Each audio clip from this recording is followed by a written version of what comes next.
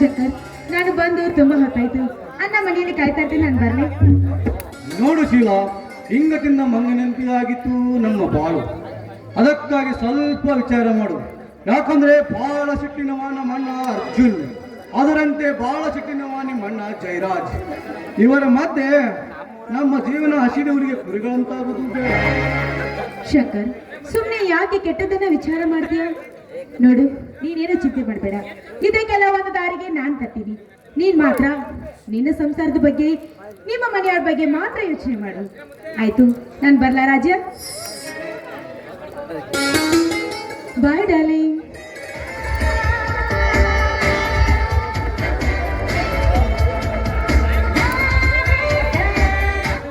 ಶೀಲಾ ನನ್ನ ಸತಿಯಾಗಿ ಬರುವರು ಅಪ್ಪುರ ನಮ್ಮ ಮನೆಯಲ್ಲಿ.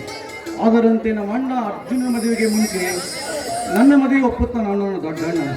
ಈ ಪ್ರೀತಿ ವಿಷಯ ಹೇಗೆ ತಿಳಿಸಲಿ? ಇರಲಿ, ಸಮಯ ನೋಡಿ ತಿಳಿಸಿದ್ರಾಯ್ತು.